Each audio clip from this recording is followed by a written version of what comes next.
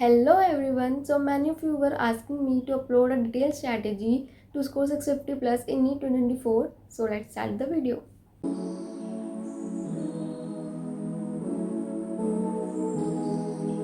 तो देखो, पहला सवाल जो सबके दिमाग में चल रहा होगा वो ये कि क्या आप करना पॉसिबल है। अगर अभी स्टार्ट करेंगे हम एकदम ज़ीरो लेवल पे तो क्या हमारा सिलेक्शन हो जाएगा, क्या हमारे 650 प्लस आ सकते हैं। तो इस सब का मैं एक ही जवाब दूंगी कि मैंने भी खुद अपनी प्रिपरेशन 4 मंथ्स में की थी। तो मैं ये कम्प्लीटली एग्री करती हूँ कि 7 मंथ्स में नीट क्रैक करना पॉसिबल है और 650 प्लस लाना भी पॉसिबल है। बट जो उसके लिए मेहनत लगेगी वो बहुत है। It will not be easy, बहुत डिफ़िकल्ट होगा बट हो जाएगा। तो सबसे पहले तो आपको खुद से प्रॉमिस करना होगा कि अगर आप मेरी ये वीडियो देख रहे हो तो इसके बाद आप स्टार्ट करोगे अपनी नीट प्रिपरेशन। अगर आपने अब तक नहीं की, आप आगे 6 मंथ स्ट्रैटेजी या 5 मंथ स्ट्रैटेजी के लिए नहीं वेट करोगे। अभी आपने वीडियो देख लिया तो उसका फ़ायदा तभी होगा जब आप अब इस वीडियो के बाद अपनी नीट की प्रिपरेशन स्टार्ट करोगे और अब आप आगे की स्ट्रैटेजी वीडियोज़ पर डिपेंड नहीं होंगे। ठीक है, अभी तक आपने अपनी नीट की प्रिपरेशन स्टार्ट नहीं की है, इट्स ओके। लेकिन अगर अब भी आप इस वीडियो को देख कर अपनी प्रिपरेशन स्टार्ट नहीं कर रहे हो, इट्स नॉट ओके। आपको करनी होगी, जितनी जल्दी हो सकता है आपको अपनी अब स्टार्ट कर देनी चाहिए। ठीक है, उसके बाद बात आती है सिलेबस कंप्लीशन की। तो आपको सारा सिलेबस कंप्लीट करना है। ठीक है, एक भी चैप्टर आप नहीं छोड़ सकते, सारे चैप्टर्स इंपॉर्टेंट। तो सबसे पहले अब आपको धीरे धीरे अपना सिलेबस कंप्लीट करना होगा और ट्राई कीजिए कि आप अपना सिलेबस किसी भी हालत में बाय एंड ऑफ मार्च तक ख़त्म कर ले। उससे ज़्यादा आप नहीं कर सकते बिकॉज अप्रैल में आपको रिवीजन ही करनी होगी, चाहे आपका सिलेबस कंप्लीट हुआ हो या नहीं हुआ हो। ठीक है, अप्रैल में आप सिलेबस नहीं कंप्लीट कर सकते हो। अप्रैल तो आपको रिवीजन ही करना है, तो आपके पास मार्च तक का ही टाइम है फॉर सिलेबस कंप्लीशन। तो आपको कैसे भी करके अपना सिलेबस मार्च एंड तक ख़त्म करना है। ठीक है, उससे जितना पहले कर लोगे उतना फ़ायदे में रहोगे, बट एटलीस्ट मार्च एंड से ज़्यादा नहीं खींचना आपको अपना सिलेबस। ठीक है, तो उस हिसाब से आप अपना प्लानर बनाइए कि आपका सिलेबस उससे पहले ही ख़त्म हो जाए। एंड कोशिश करना कि जब आप अपना प्लानर बना रहे हो सिलेबस कंप्लीशन का तो मिड मार्च तक का बनाओ या उससे पहले तक का। क्योंकि अगर आपके टारगेट्स में थोड़ा सा डिले होता है या आप कोई टारगेट अपना टाइम नहीं कंप्लीट नहीं कर पाते हो तो फिर वो at least by end of March तक आपका कंप्लीट हो जाएगा। ठीक है, तो थोड़ा सा आप लेके चलना, मिड मार्च तक का अपना टारगेट लेके चलना, ताकि अगर कोई डिले भी होता है उसमें तो एंड ऑफ मार्च तक आपका सिलेबस कंप्लीट हो जाए और आपको अप्रैल पूरा मिल जाए फॉर रिवीजन। अब आपको अपने टारगेट्स बनाने हैं, ठीक है, और उसके अकॉर्डिंग आपको सारा सिलेबस कंप्लीट करना है। लेकिन बहुत सारे बच्चे ऐसे होते हैं जो अपना टारगेट नहीं बना पाते, उन्हें डिफ़िकल्टी आ रही होगी कि सिलेबस कैसे कंप्लीट करे 6 महीनों में, कैसे टारगेट्स बनाए, कैसे 6 महीनों में सारा सिलेबस करे, कैसे प्लानर बनाए कि सारा सिलेबस ख़त्म हो जाए। तो उन्हें काफ़ी डिफ़िकल्टी आ रही होगी। ठीक है, तो उन बच्चों के लिए मैंने अपने टेलीग्राम चैनल पे टारगेट्स देना स्टार्ट किया है, जिसमें I am giving you targets to complete, और उसके थ्रू आप अपना सिलेबस कंप्लीट कर सकते हो अगर आप अपने टारगेट्स नहीं बना पा रहे हो। ठीक है, तो बेसिकली उस सीरीज़ में क्या है, आई विल टेल यू कि इतने डेज में आपको इतने चैप्टर्स कंप्लीट करने हैं। तो आप उसको एज अ टारगेट लेके उस टाइम स्पैन में आपको वो चैप्टर्स कंप्लीट करने होंगे। एंड उस चैप्टर से रिलेटेड जो भी क्वेश्चन बैंक है एनसीईआरटी बेस्ड वो भी आपको मैं अपने टेलीग्राम चैनल पर प्रोवाइड कर दूँगी, ताकि आप साथ साथ प्रैक्टिस भी कर लो। ठीक है, जो बच्चे सेल्फ स्टडी कर रहे हैं उनके लिए तो बहुत बेस्ट है कि आपको सब कुछ प्रोवाइड हो जाएगा उधर। और जो बच्चे अपना टारगेट्स नहीं बना पा रहे हैं आप भी वो सीरीज़ फॉलो कर सकते हो। एंड स्पेशली फॉर दोज जो खुद को सब ज़ीरो लेवल पे कंसीडर कर रहे हैं तो उनके लिए तो बहुत ही अच्छी होगी, बिकॉज एकदम बेसिक से स्टार्ट हुई हुई है 11th के चैप्टर से। ठीक है, तो आप लोग देख सकते हो, आपको रिवीजन के लिए भी डेज मिलेंगे बीच में, और अगर आपको कोई बैकलॉग क्रिएट हो जाता है तो उसके लिए भी विल गेट अ डे। ठीक है, थोड़ा कम मिलेगा वो बट यू विल गेट। तो अगर आप इस सीरीज़ में इंटरेस्टेड हो तो आप इस प्रॉपर इस सीरीज़ के ऊपर मैंने एक वीडियो बनाई हुई है, उसका लिंक इस वीडियो के डिस्क्रिप्शन में, आप वो देख सकते हो। तो वहाँ से आपको सब कुछ पता लग जाएगा कि what is actually happening in this series. And if you are interested then do join my Telegram channel. ठीक है, तो वहाँ से आप अपने टारगेट्स कंप्लीट कर सकते हो, और अगर आप खुद से बना पा रहे हो तो वैसे कर लेना। ठीक है, सो कोई दिक्कत नहीं है। मेन थिंग इज दिस कि आपके पास टारगेट्स होने चाहिए जिसके थ्रू आप अपना सिलेबस कंप्लीट कर सको। Now next is time table. बहुत सारे बच्चे पूछते हैं कि टाइम टेबल कैसे बनाए कैसे बनाए। भाई कोई ज़रूरत नहीं है टाइम टेबल बनाने की। ज़रूरत क्या है टाइम टेबल की, एक्चुअल में ना टाइम टेबल काम करता ही नहीं है। आपके पास, मैंने खुद अपना कोई टाइम टेबल नहीं बनाया था। आपका सोने का और उठने का टाइम फिक्स होना चाहिए। ठीक है, मिनिमम आपको 7 आवर्स की स्लीप तो लेनी है। ठीक है, इससे कम मत लेना। ठीक है, इतनी स्लीप इम्पॉर्टेंट है, अदरवाइज़ आपका ब्रेन वर्क ही नहीं कर पाएगा इफेक्टिवली। आप पूरे दिन फिर लटके खाते रहोगे, तो पूरे दिन ऐसे टायर्ड रहने से अच्छा आप एक बारी में अपनी पूरी स्लीप ले लो 7 आवर्स की, ताकि फिर पूरा दिन आप इफेक्टिवली पढ़ पाओ। ठीक है। तो वो स्लीप आपको लेनी है और उसका आपका टाइम फिक्स होना चाहिए। जो बच्चे लेट नाइट पढ़ना प्रेफर करते हैं उनका भी, और जो अर्ली मॉर्निंग पढ़ना पसंद करते हैं उनका भी, ठीक है। कोई दिक्कत नहीं है, आप लेट नाइट पढ़ो या अर्ली मॉर्निंग पढ़ो, दोनों ही ठीक है, जैसा आपको सूट करे। तो आप अपना वो टाइम आपका फिक्स होना चाहिए। एंड उसके बाद का आपका ये फिक्स होना चाहिए कि आपको आज इतने घंटे के लेक्चर्स लेने हैं और इतने आवर्स आपको सेल्फ स्टडी करनी है।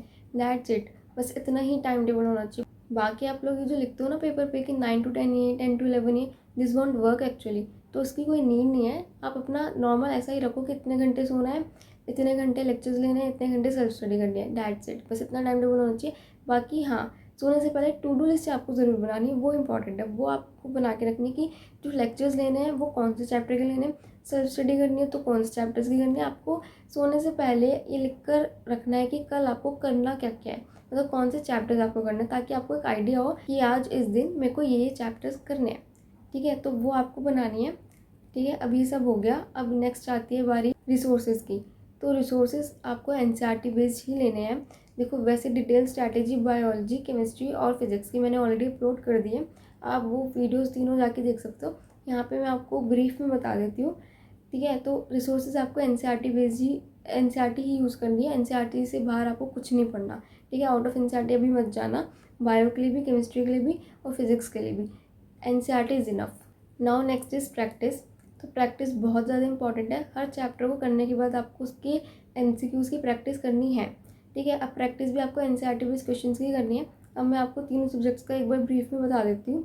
बायोलॉजी के लिए एनसीईआरटी पढ़नी है, एनसीईआरटी बेस्ड क्वेश्चन करने हैं। आपके पास कोई बुक है तो आप वो कर सकते हो, अदरवाइज मेरे टेलीग्राम चैनल पे मिल जाएंगे वो क्वेश्चन जो मैंने किए थे, ठीक है। और पीवाईक्यूज। सो बायोलॉजी के लिए इतना बहुत है। और उसके बाद फॉर केमिस्ट्री एनसीईआरटी पढ़नी है, पीवाईक्यूज करने हैं, एनसीईआरटी के क्वेश्चंस करने हैं, केमिस्ट्री के लिए इंपॉर्टेंट है। फॉर फिजिक्स यही तीनों चीज़ें तो करनी है। मतलब एनसीईआरटी फिजिक्स के लिए रीड नहीं करनी, बट आपको फिजिक्स के लिए मतलब लेक्चर लोगे तो उसके बाद एनसीईआरटी पढ़ने की नीड नहीं है, बट एनसीईआरटी के क्वेश्चंस करने की नीड है। तो एनसीईआरटी के क्वेश्चंस, पीवाईक्यूज और एक्स्ट्रा प्रैक्टिस के लिए कोई बुक या फिर कोई मॉड्यूल या क्वेश्चन बैंक आपके पास जो भी है आप वो कर सकते हो। तो मैंने अभी आपको यहाँ पे ब्रीफ में बताया कि क्या क्या करना है, कौन प्रैक्टिस के लिए कौन से क्वेश्चंस करने हैं। बाकी तीनों सब्जेक्ट्स को डिटेलिंग में कैसे अप्रोच करना है वो ऑलरेडी मैं बता चुकी हूँ। आप वो तीनों वीडियोस जाके देख सकते हो, उनके लिंक इस वीडियो के डिस्क्रिप्शन में है। तो वहाँ पे आपको बहुत अच्छे से क्लियर हो जाएगा कि हर सब्जेक्ट का आपको कैसे अप्रोच करना है। अगर आप सेल्फ स्टडी कर रहे हो तो कहाँ से रिसोर्सेज यूज़ करना है और उस पर्टिकुलर सब्जेक्ट में क्या करना ज़रूरी है और क्या करना ज़रूरी नहीं है। सो आप वो वीडियोज़ देख सकते हो। So after all this next आती है रिविज़न। तो रिवीजन बहुत ज़्यादा ज़रूरी है। आप ऐसा मत करना, मैंने अभी बोला कि सिलेबस करना बहुत ज़रूरी है, सिलेबस कंप्लीट करना है आपको एट एनी आओ मार्च एंड तक, बट इसका मतलब ये नहीं कि आप सिलेबस के पीछे भाग जाओ और रिवीजन को छोड़ दो। आपको बैलेंस मेंटेन करना है दोनों चीज़ों के बीच में, ठीक है। अगर आप सिर्फ सिलेबस करोगे, बस चैप्टर्स खत्म होते जाए, नो डाउट मिड मार्च या मार्च एंड तक आप अपना सिलेबस कर लो, बट उस तरह सिलेबस करने का फ़ायदा क्या है कि जब आप सब कुछ भूल जाओगे और फिर आपको नहीं याद होगा कुछ भी, तो फिर एक महीने में कैसे करोगे सब कुछ। तो आप रिवीजन करो, ठीक है। मेन फोकस आपका सिलेबस कंप्लीशन पे होना चाहिए, बिकॉज अप्रैल में आप रिवीजन करोगे, बट ऐसा नहीं कि बिल्कुल ही रिवाइज ना करो कोई भी चैप्टर, फिर एंड में जब जो सबसे पहले पढ़े होंगे ना शुरू के मंथ्स में, वो बिल्कुल ही ब्लैंक हो जाएंगे। तो बहुत ज़्यादा नहीं, बट हर 15 डेज़ में 1 या 2 दिन आप दीजिए रिवीजन को, जिसमें आपने जो पढ़ा है अब तक एक बार रिवाइज कीजिए, ताकि वो सारा आपको रिकैप हो जाए और आपकी मेमोरी में लॉन्ग टर्म के लिए स्टोर हो जाए, ताकि आपको एंड में इतनी डिफ़िकल्टी ना हो। तो रिवीजन बहुत ज़्यादा ज़रूरी है।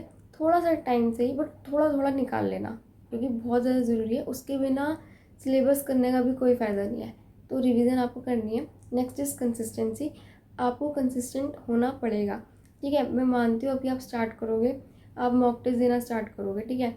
हो सकता है आपके मॉक टेस्ट पे बहुत बार मार्क्स कम आए, डीमोटिवेशन होगी, या बहुत सारे टारगेट्स होंगे जो शायद आप इतनी टाइमली कंप्लीट नहीं कर पाओगे, कुछ कुछ स्किप हो जाएगा, ठीक है, थोड़ा सा रह जाएगा, या डिफ़िकल्टी आ रही होगी चैप्टर को समझने में, मुश्किल हो रहा होगा, ठीक है, या फिर इतना ज़्यादा पढ़ना पड़ रहा होगा, आपको भी हैबिट नहीं होगी उतना पढ़ने की, तो नहीं हो पा रहा होगा, ठीक है। ये सब बहुत कॉमन है, बट आपको करना पड़ेगा। शुरू में थोड़ी सी मुश्किल होगी, बट एक बार आदत पड़ गई ना तो फिर हो जाएगा। तो उस आदत को आपको बनाना पड़ेगा, आपको कंसिस्टेंट होना पड़ेगा, ठीक है। थोड़ा सा आप कर लीजिए, अगर आपको सच में सिलेक्शन चाहिए और डॉक्टर बनना है तो उतना तो आप कर सकते हो। तो कंसिस्टेंट हो जाइए, ठीक है। डेली पढ़िए, किसी दिन आपका मन भी नहीं है ना पढ़ने का, तब भी पढ़ो। एक बार शुरू में आपको बहुत डिफ़िकल्टी लगेगी कि यार नहीं पढ़ने का मन, फिर भी पढ़ना पड़ रहा है, बट जब थोड़ा सा आप करोगे ना, 1 महीने बाद आपको ऐसी हैबिट डेवलप हो जाएगी, फिर आपको इतना मुश्किल नहीं होगा पढ़ने में, फिर आपको मज़ा आने लगेगा पढ़ने में, तो आप खुद से पढ़ने लग जाओगे। ठीक है, तो थोड़ा सा टाइम लगेगा, बट थोड़ा सा आप टाइम दीजिए, फिर आपको भी रिजल्ट दिखने भी मिलेंगे। And if you are consistent then things will start getting better. ठीक है, अभी आपको लग रहा होगा कुछ नहीं आता ज़ीरो लेवल पे, थोड़ा सा स्टार्ट कीजिए, कंसिस्टेंटली टारगेट्स को फॉलो कीजिए, जो जो बताया वो सब कीजिए, 1 महीने में आपको काफ़ी इम्प्रूवमेंट मिल जाएगी। ठीक है, तो पहले स्टार्ट तो कीजिए, जो मैंने बोला। अभी भी देखने के बाद अगर आप स्टार्ट नहीं करोगे तो फिर कोई फ़ायदा नहीं होगा, इस वीडियो को बनाने का कोई पर्पस नहीं होगा। ठीक है, और आपका भी कोई देखने का पर्पस नहीं होगा। तो अगर आप देखने के बाद स्टार्ट कर रहे हो तो that is the main motive. And the last thing जो काफ़ी बच्चे इग्नोर कर देते हैं इज़ योर हेल्थ। अपनी हेल्थ का बहुत अच्छे से ध्यान रखो, आपका हेल्दी रहना बहुत ज़्यादा ज़रूरी है। जब आप हेल्दी रहोगे, ठीक रहोगे, तभी तो आप अच्छे से पढ़ पाओगे। इस टाइम पे you can't afford to get sick. ठीक है, आपको अच्छे से अपनी हेल्थ का ध्यान रखना, फिजिकल मेंटल दोनों, और ज़्यादा स्ट्रेस लेने की ज़रूरत नहीं है। हो जाएगा, करोगे ना धीरे धीरे हो जाएगा प्रॉपर। सब इतने सारे सोर्सेज अवेलेबल है यार। ठीक है, सब कुछ अवेलेबल है। अगर आप कर टाइम भी, मैं ये नहीं कहूँगी कि बहुत कम है, नहीं हो सकता, पॉसिबल है करना। ठीक है, तो पॉसिबल भी है करना, रिसोर्सेज भी सारे अवेलेबल है। तो अल्टीमेटली इट्स यू। ठीक है, जिसके ऊपर सब कुछ डिपेंड करता है। तो अगर आप करने के लिए तैयार हो, ठीक है, मेहनत करने के लिए रेडी हो, तो आपका सिलेक्शन हो जाएगा। So guys, that's it for the video, and if you like my video then please hit the like button and do subscribe to my channel and share it with your friends also, and also drop your pyare comments, and also tell me in the comment section is there anything else you needed which I can provide you on my telegram channel। और अगर आपने अभी तक join नहीं किया मेरा Telegram channel तो please join कर लीजिए, और अगर आपको किसी और टॉपिक पे वीडियो चाहिए तो वो भी मुझे बता देना कमेंट में। So thank you so much guys for watching my video.